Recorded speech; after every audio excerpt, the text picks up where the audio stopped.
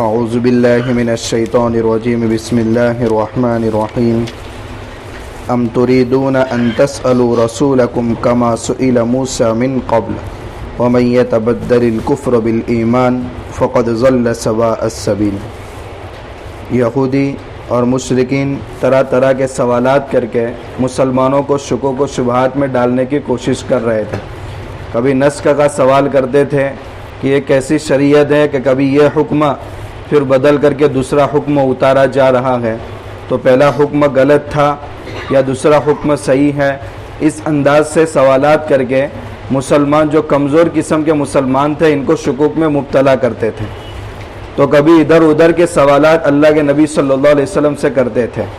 یہودی کہتے تھے کہ آپ پر قرآن اس انداز سے کیوں نازل نہیں ہوا جیسے موسیٰ علیہ السلام کو تورات لکھی ہوئی مکمل ملی، تو ہم اس وقت آپ پر ایمان لائیں گے جب پورا قرآن لکھا ہوا آسمان سے آپ کو دیا جائے ایک ساتھ۔ تو کبھی مشرکین کہتے تھے کہ ہم آپ کو اس وقت تک تسلیم نہیں کریں گے جب تک اللہ کی طرف سے کوئی فرشتہ آپ کے ساتھ چل کر لوگوں کو نہیں بتاتا کہ یہ آخری نبی ہے اور اسلام سچا مذہب ہے، تب تک ہم اس کو تسلیم نہیں کریں گے۔ اللہ تعالیٰ نے صاف صاف جواب دے دیا، کیا تم یہ چاہتے ہو کہ اپنے رسول سے ایسے سوالات کرو جیسا کہ موسیٰ علیہ السلام سے اس سے پہلے سوالات کیے گئے؟ یعنی تمہارے اسلاف بھی موسیٰ علیہ السلام کو کم پریشان نہیں کیا ہے بلکہ بہت پریشان کیا ہے سوالات کر کے، گائے کیسی ہو، رنگ کیسا ہونا چاہیے، اور اس کے مزید اوصاف بیان کرو، پھر تم اپنے رب سے پھر پوچھو گائے مشتبہ ہو گئی ہے۔ تو تمہارے اسلاف بھی ایسے ہی گزرے ہیں۔ ظاہر سی بات ہے جب اسلاف سوالات کرتے تھے تو اخلاف بھی تو سوالات کریں گے، اس لیے صاف صاف کہہ دیا ایمان لانا ہے، اس شریعت پر ایمان لاؤ، تمہارے یہ بیجا مطالبات پورے نہیں کیے جائیں گے، اس لیے کہ ایسے بیجا مطالبات تمہارے اسلاف نے بھی کیے تھے۔ وَمَن يَتَبَدَّلِ الْكُفْرَ بِالْإِيمَانِ، جو کفر کو ایمان سے بدل دے گا فقد ضل سواء السبیل، یعنی ایمان چھوڑ کر کے کفر اختیار کرے گا وہ سیدھے راستے سے بھٹک گیا ہے۔ آگے اللہ تعالیٰ فرماتے ہیں بہت سارے اہل کتاب یہ چاہتے ہیں کہ تم ایمان کے بعد دوبارہ کفر کی طرف لوٹ آؤ، یعنی ایمان والوں کے بارے میں یہ خود چاہ رہے ہیں کہ ایمان سے پھر کر کے تم کفر کی طرف لوٹ آؤ۔ اس لیے تو کبھی نسخ پر سوالات اٹھا رہے ہیں، کبھی بیجا مطالبات کا سوال کر رہے ہیں۔ آج کل کے مستشرقین جو اسلام پر طرح طرح کے اعتراضات کر کے مسلمانوں کو خود اسلام کی بنیادی عقائد کے بارے میں بے اطمینانی کا شکار بنا رہے ہیں۔ بہت سارے ہمارے نوجوان بچے جو اسکولوں میں پڑھنے والے ایسے ہیں کہ جنہوں نے مکتب میں ایمانیات کے بارے میں جو باتیں پڑھی ہیں آج ان کو اس پر یقین نہیں ہو رہا ہے بلکہ اس میں ہی شک پیدا ہو رہا ہے۔ یہ سارے مستشرقین انہی یہودیوں سے، ملحدین انہی مستشرقین سے سوالات اٹھاتے گئے اور ہمیشہ یہ کوشش کرتے ہیں، حالانکہ جانتے ہیں کہ اسلام برحق مذہب ہے، اسلامی تعلیمات اللہ کی طرف سے ہیں، اس میں کہیں انگلی رکھنے کی جگہ نہیں ہے، مگر اس کے باوجود بھی وہ یہ چاہتے ہیں کہ تم اپنے ایمان لانے کے بعد دوبارہ کفر کی طرف لوٹ آؤ۔ حسدا من عند انفسہم، بس ایک دلی حسد ہے اللہ کی کتاب سے، اللہ کے رسول سے اور اللہ کے احکامات سے، ایک دلی بغض ہے، حالانکہ حق بات تو ان کے سامنے واضح ہو چکی ہے۔ فاعفوا واصفحوا حتی یأتی اللہ بامرہ، چونکہ اللہ کے نبی کو اور صحابہ کو اور مسلمانوں کو پریشان کر چکے ہیں یہودی، تو اللہ تعالیٰ نے اس وقت حکم دیا ابھی دو ہاتھ ہونے کا وقت نہیں آیا ہے، ابھی ان کو معاف کرتے رہو، درگزر کرتے رہو، یہاں تک کہ اللہ تعالیٰ اپنا حکم لے آئے، اور جب جہاد کا حکم نازل ہو اس کے بعد پھر دو ہاتھ ہونا ہے۔ بعد میں چل کر جب حکم نازل ہوا بنو نذیر کو تو جلا وطن کر دیا تھا، مدینہ سے نکال دیا تھا، اور بنو قریظہ کے سب لوگوں کو تہہ تیگ کر دیا گیا تھا بعد میں جب اللہ نے حکم دیا تھا۔ ان اللہ علی کل شیء قدیر، اللہ کو ہر چیز پر قدرت حاصل ہے، لیکن ابھی دو ہاتھ ہونے کا وقت نہیں آیا، ابھی بنیادی عبادات میں لگے رہو، نماز قائم کرو، زکوٰۃ ادا کرو، جو بھی نیک اعمال تم اس دنیا کے اندر کرتے رہو گے تجدوہ عند اللہ، اللہ کے وہاں کل قیامت کے دن ان کو پاؤ گے۔ ان اللہ بما تعملون بصیر، اللہ کو تمہارے تمام اعمال کی خبر ہے، سب کچھ دیکھ رہے گے اللہ تعالیٰ۔ پھر اور ستانے کے لیے مسلمانوں کو یہودی کہتے تھے یا کبھی عیسائی کہتے تھے ہرگز جنت میں داخل نہیں ہوں گے مگر یہودی، عیسائی کہتے تھے ہرگز جنت میں داخل نہیں ہوں گے مسلمان مگر عیسائی، بس جنت کے حقدار ہم ہیں، لہذا تمہارا مذہب چھوڑ کر یہودیت قبول کر لو، تمہارا مذہب چھوڑ کر عیسائیت قبول کر لو۔ اللہ تعالیٰ فرماتے ہیں تلک امانیہم، یہ خواب دیکھ رہے ہیں، امیدیں لگا رہے ہیں اور اپنے آپ کے بارے میں یہ کہہ رہے ہیں کہ ہم تو جنتی ہیں۔ حالانکہ اعلیٰ طریقے کی بندگی ہے کہ انسان سب کچھ کرنے کے بعد یہ کہے کہ بس میں جنت کا حقدار کیا، اللہ صرف جہنم سے بچا لے، یہی میرے لیے بہت بڑی بات ہے۔ حضرت تھانوی رحمۃ اللہ علیہ اتنے بڑے اونچے درجے پر پہنچنے کے بعد کہتے تھے کہ جنت کے درجے کا مجھے آج تک خیال تک بھی نہیں آتا، بلکہ بس میں تو یہ دعا کرتا ہوں کہ اللہ تو مجھے جہنم سے محفوظ رکھ، بس یہ میرے لیے بڑی بات ہے۔ یہ اعلیٰ طریقے کی بندگی ہے۔ یہاں تو سارے کرتوت کرنے کے بعد کہہ رہے جنت کے حقدار ہم ہیں۔ اللہ تعالیٰ فرماتے ہیں ذرا سرٹیفکیٹ کا مطالبہ کیجئے، ہاتھو برہانکم، ہے کہیں اللہ کی طرف سے آسمان سے کوئی سرٹیفکیٹ آیا ہو اور تمہارے پاس موجود ہو، دیکھو اللہ کی طرف سے لفافہ مل گیا ہے، ان کنتم صادقین، اگر اپنے دعوے میں سچے ہو تو سند بتاؤ۔ بلا من اسلم، نہ یہودی جائیں گے، نہ عیسائی جائیں گے، نہ ہندو جائیں گے، بلکہ مسلمان جائیں گے، کیونکہ اللہ نے اصول بیان کر دیا۔ وہ شخص ہے جس نے اپنی پیشانی کو اللہ کے سامنے سرنڈر کر دیا، جن باتوں کو اللہ نے ماننے کا حکم دیا اس کو مان لیا۔ یہودی تو موسیٰ علیہ السلام پر اور تورات پر اٹک گئے، عیسیٰ علیہ السلام کا آخری نبی کا، انجیل کا اور قرآن کا انکار کر دیا، تو تم تو وہاں اٹک گئے، تو اللہ کے سارے احکامات کو تم نے قبول کہاں کیا ہے؟ عیسائی حضرت عیسیٰ علیہ السلام پر اور بائبل پر اٹک گئے، قرآن کو اور آخری نبی کو نہیں مانتے۔ مسلمان ایک ایسا منقاد بندہ ہے، اللہ کا فرما بردار بندہ ہے کہ سارے انبیاء کو بھی مانتا ہے، سارے انبیاء پر اتاری ہوئی کتابوں کو بھی مانتا ہے، تو اللہ کا جو فرما بردار ہے، اللہ کے حکم کے سامنے سرنڈر ہونے والا ہے، فَلَهُ أَجْرُهُ عِنْدَ رَبِّ، جنت کا حقدار وہ ہے۔ تو تمہارے اندر کہاں شرطیں پائی جا رہی ہے؟ سوچنے کی بات ہے۔ ہر ایک مذہب دعویٰ کر رہا ہے ہم حق پر ہیں، اور ہر ایک کا قبلہ ڈائریکشن الگ الگ ہے۔ ظاہر سی بات ہے سب کی ایک منزل ہو اور راستے سب نے الگ الگ منتخب کر رکھے ہو تو ایک اللہ تک سب کیسے پہنچ سکتے ہیں؟ ایک بدو اونٹ پر بیٹھ کر کے مکہ کی طرف جا رہا تھا، لیکن راستہ غلط منتخب کیا تھا، تو کسی نے پوچھا کہاں جا رہا ہے؟ کہا مکہ جا رہا ہوں۔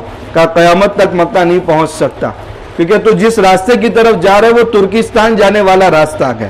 تو ظاہر سی بات ہے ہر مذہب یہ دعویٰ کر رہا ہے کہ ہم حق پر ہیں، لیکن جس راستے کا انتخاب کیا ہے وہ راستہ خدا تک نہیں پہنچا سکتا، اور سب نے الگ الگ راستہ منتخب کیا ہے، تو سب خدا تک الگ الگ راستے سے کیسے پہنچیں گے؟ بلا من اسلم وجہہ للہ، اس لیے ایک راستہ بتا دیا، جن کے اندر یہ بات پائی جاتی ہے وہ اللہ تک پہنچیں گے، جو اللہ کے فرما بردار ہے اور تمام باتوں کو مانتا ہے۔ یہ بات یہودی میں بھی نہیں پائی جاتی، عیسائیوں میں بھی نہیں پائی جاتی، آج کے مشرکین اور کفار میں بھی نہیں پائی جاتی، کیونکہ وہ اللہ کو چھوڑ کر معبودان باطلہ کی عبادت پر اٹک گئے ہیں۔ وَلَا خَوْفٌ عَلَيْهِمْ وَلَا هُمْ يَحْزَنُونَ، ایسے لوگوں کو کل قیامت کے دن نہ آنے والے خطرات کا کوئی خوف ہوگا اور نہ پیچھے دنیا وغیرہ کے چھوٹنے کا کوئی غم ہوگا۔ وَقَالَتِ الْيَهُودُ لَيْسَتِ النَّصَارَى عَلَى شَيْءٍ، پھر یہی بات یہودی کہتے تھے کہ نصارہ کسی حقیقت پر نہیں ہے۔ وقالت النصارى ليست اليهود على شيء، نصارہ کہتے تھے یہودی سچے مذہب پر نہیں ہے۔ وهم يتلون الكتاب، یہ لوگ تو آسمانی کتاب پڑھتے بھی تھے۔ كذلك قال الذين لا يعلمون مثل قوله، یہ بات تو ان لوگوں نے بھی کہی جن کو آسمانی کتاب نہیں ملی، یعنی ہندوؤں نے یہ بات کہی کہ عیسائی حق مذہب نہیں ہے، یہودی مذہب حق نہیں ہے، مسلمان مذہب حق نہیں ہے، بلکہ ہم ہی حق پر ہیں۔ فاللہ يحكم بينهم يوم القيامة، آج تو سب کے درمیان علمی جھگڑے چل رہے ہیں، کون حق پر ہے کون نہ حق پر ہے۔ علمی فیصلہ اللہ نے اللہ کے رسول اور قرآن کو اتار کر کے فیصلہ کر دیا ہے، یہاں علمی فیصلہ ہو گیا ہے کہ کون حق پر ہے، عملی فیصلہ کل قیامت کے دن ہوگا۔ اللہ تعالیٰ قیامت کے دن ان کے درمیان جن باتوں میں اختلاف دنیا میں پایا جا رہا ہے عملی فیصلہ کریں گے۔ جن کے لیے جنت کا فیصلہ ہوا سمجھ لو وہ حق پر تھے، جن کے لیے جہنم کا فیصلہ ہوا سمجھ لو وہ ناحق پر تھے۔ تو مشرکین بھی یہ کہتے تھے کہ ہم حق پر ہیں، حالانکہ کوئی آسمانی کتاب بھی ان کے پاس نہیں ہے۔ یہودیوں کی عیسائیوں کی تو تردید ہو گئی، آگے خود مشرکین کی تردید کر رہے ہیں۔ بھلا تم کیسے حق پر ہو سکتے ہیں؟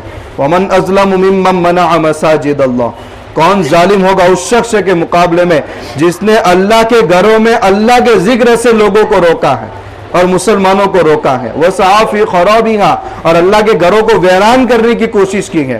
یہ کب کی بات ہے؟ جب اللہ کے نبی صلی اللہ علیہ وسلم 1400 یا 1500 صحابہ کو لے کر عمرے کے لیے سن ہجری 6 میں نکلے تھے.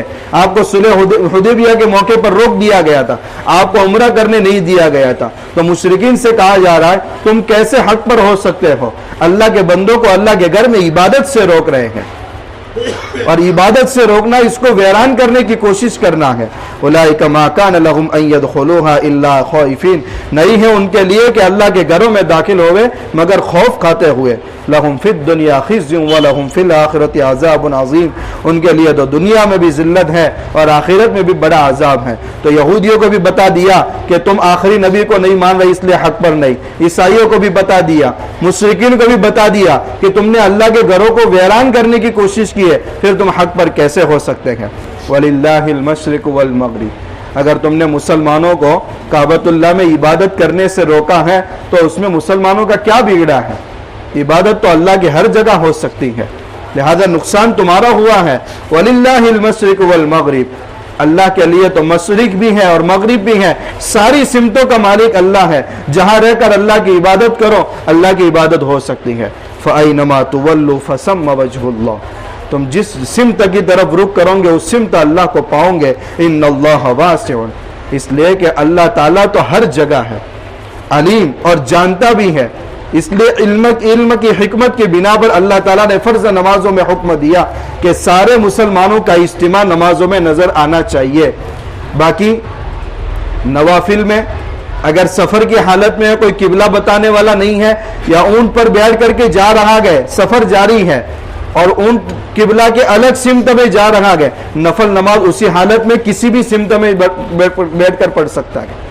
نفل نماز کی بات کر رہے ہیں. اسی طرح قبلہ کو معلوم نہیں ہے, کوئی بتانے والا نہیں ہے, بس دلی اطمینان جس سمت کی طرف ہو جائے اس سمت کی طرف رک کر کے نماز پڑھ سکتے ہیں. دراصل یہ آیت ایک ایسے موقع پر نازل ہوئی تھی جس کا پس منظر, جس کو سبب نزول سے پہلے تعبیر کیا تھا کہ اللہ کے نبی صلی اللہ علیہ وسلم رات کے اندھیرے میں نماز پڑھا رہے تھے. اچانک جب سب کو اطلاع ہوئی تو سب آ کر کے پیچھے سب بنا رہے ہیں, لیکن اتنا اندھیرا ہے کہ معلوم نہیں کہ حضور کا رخ کس طرف ہے اور کعبۃ اللہ کس طرف ہے. تو ہر ایک نے اپنے اپنے حساب سے نیت باندھ کر نماز پڑھنا شروع کیا. جب بعد میں پتہ چلا تو کسی کا رخ الگ ہے کسی کا رخ الگ ہے تو سب کو خوف لاحق ہوا.